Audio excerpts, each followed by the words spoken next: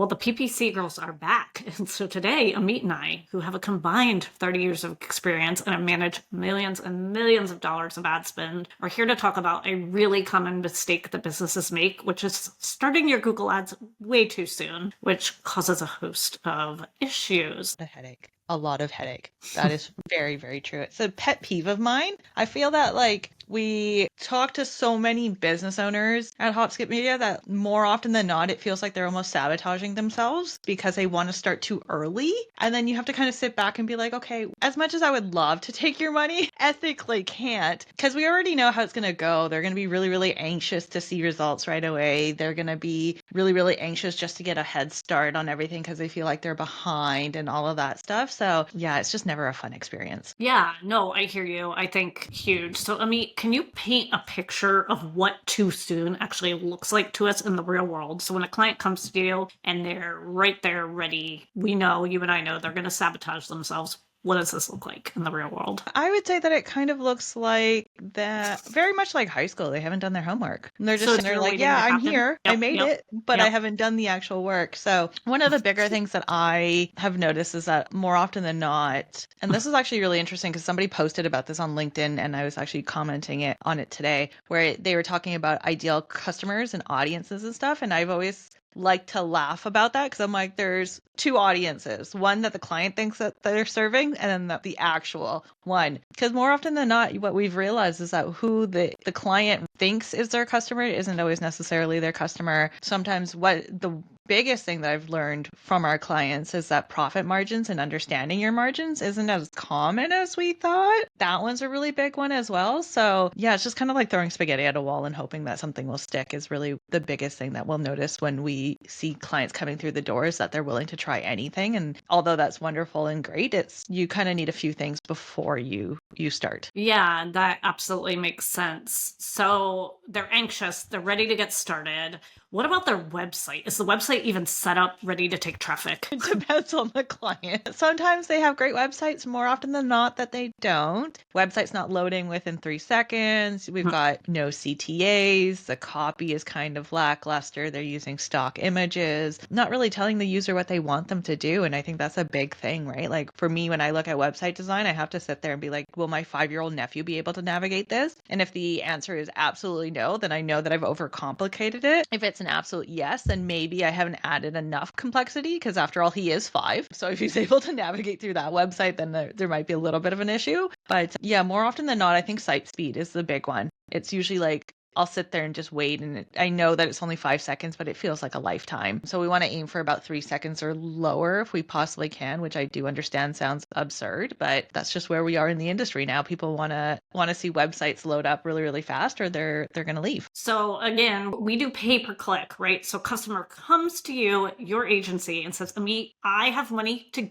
give you, and you need to take this money and spend it on clicks. And the client is wasting their money on clicks and they're not converting. Is that the picture that you're painting? Yeah, and I think the worst part about it is that they don't even realize that they're wasting money. Bingo. Right? So a lot of them are just like, well, we have ads up, everything's fine. And then naturally, a lot of them have this assumption that just because they have ads up, that it's doing what it's supposed to be doing. And that's not. I think we all know that that's not the truth, right? Even if we have conversion set up, that doesn't necessarily mean that it's set up correctly. Just because we have all of the checks and balances with our biddings and our locations and all of those other strategies that we have in place does not mean that we're still targeting the right user. Even if they're coming to the website, that doesn't mean anything until they actually give you something that's worth some kind of money, like their email address, phone number, actual cash coming back into us. I consider it almost, I hate using the word, but I consider it to be kind of a failure. Yeah, no, I absolutely agree. And then all that anxiety that we talked about early, the self-sabotage,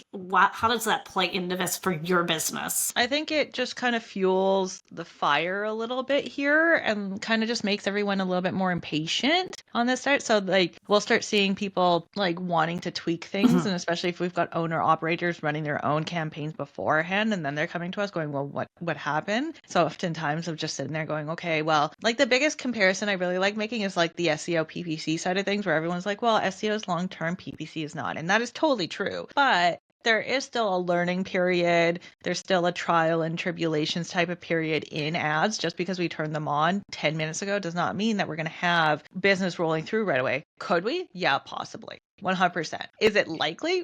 Not really anymore. Maybe like 7 years ago, we could possibly make that claim and maybe even be able to like provide evidence towards it. But now we're just we know that the consumer is a bit smarter than, or actually not even the smartest that they've ever been really at this point, right? So kind of having all these little things, or what business owners seem to think that are little things, having them all in place is really what's going to make them like have a great foundation for their campaign moving forward. That makes sense. So since our channel, we really want to talk to business owners and give them solutions that they can take home. What would you tell a business owner to do before they launch their ads campaign, before they pick up the phone and talk to you or myself? Oh gosh. Oh, checks and balances. So making sure that you actually have like a decent amount of ad spend, I guess, or like the appropriate budget is a big one. Sometimes we'll have people come in and be like, oh, we have $750 for 3 platforms. And I'm like, wonderful. But unfortunately, that's just not enough, right? We can't stretch $750 across 3 platforms at $250 a pop and then target all of USA. That's just not, you're literally just asking to spend $750 and do nothing with it every single month. So the suggestion that we kind of come in with every single time is $1,500 per platform at the minimum. And then it kind of expands from there, right? Depending on like geographically, who are you competing against? Is it really, really competitive? Like if you're a law firm coming to me with $1,500, that's not really going to go very far, depending on what kind of law firm, I should say. But if you're, let's say, HVAC or something along those lines, $1,500 could possibly work in your like in your service area. So that's kind of one of the bigger ones, is like a lot of people have this tendency to believe that the smaller budgets will still work for them. We've already kind of talked about websites, making sure that they're under 3 seconds is a big one. Profit margins is probably my biggest sore spot with all of it, only because I feel that a lot of business owners go, oh, hey, let's sell the highest expensive thing and we'll make all this money, without understanding that the profit margin. So let's say we've got a $200 product and it's significantly like higher than anything else, but it might cost us $150 to make. So now our CPA has to, like, we only have $50 of a margin right there, but then add on the fact that they need to have a profit margin, then we kind of continually scale backwards. Whereas like something that we might be selling for $100 might only cost us $20 to make, and now we have $80 to play with. And that's significantly easier for us to kind of move around and actually create what we're looking for. And at least in the trial and testing period, we need that flexibility, where being really, really constrained on the other side of it's just only going to yield kind of lackluster results really at this point. So it really depends on how you really want to set yourself up. Do you really want to come in with kind of like a full army? Do you want to show up to a knife fight with a gun, or do you want to show up to a knife fight with nothing is really kind of the question. Yep, that makes sense. And so what about budget? Because we get this question all the time. So it's another big factor. And I would answer like as clearly as possible, budget for management versus budget for your campaigns. And then if you just don't have the budget to manage, what would you do instead? Because I think that's one thing we haven't really talked about on this channel, is that you were an agency. You were sort of for somebody that's grown up. They recognize, they know enough about Google Ads to know what they shouldn't do it themselves, versus I kind of hit that person that's like, I can't really afford an agency. I'm going to cheap out. So do you want to talk about a little bit of budget, which could be like a podcast in itself? Yeah, I think for people who have like a constrained budget, I think a really great place to go is something like a third-party tool like Optimizer. When I was literally a freelancer managing everything by myself, that was the tool of my choice. And it honestly just really helped keep an eye on everything. And I understand it from like a business owner standpoint of being like, well, why would I need this tool when you're someone who's managed many accounts and I only have my one? And my answer to that is, it's like Nava likes to explain it like it's business insurance. And I love that she says it that way, because it makes so much more sense. It basically is business insurance. It'll tell us when our ad spend has gone up too far. It'll tell us when we haven't really spent any money and if there's maybe a payment issue, and we'll be able to find that like days, if not hours, before we would have otherwise. We can look at something like the PPC investigator and actually figure out why our conversions came down or came up, and what were the pieces that could have helped us get there. And I think that's a really great place for business owners, not only to feel secure in running their own ad account, but then also feel more confident running their own ad account and also learning a little bit more. So I really love that the AI feature within Optimizer, because you can ask it questions to a certain degree and kind of get an answer freelancer. And as they continue to roll that out, obviously, eventually at some point, I'm hoping it'll be able to actually have conversations with you. So that way you can actually just kind of fill in those gaps with your knowledge, which I think is going to be really, really exciting for business owners. So if you don't have the funds to hire an agency like HubSkip and you don't have the money to hire maybe a freelancer as well, Optimizers is a really, really great choice for like a low monthly cost, but still feeling like you have full on control of that account. Yeah, no, I agree. So that's how, so I'll build it for the client, walk them through, teach them and tell them use Optimizer. It's almost like a ads babysitter. So it'll bubble it up and make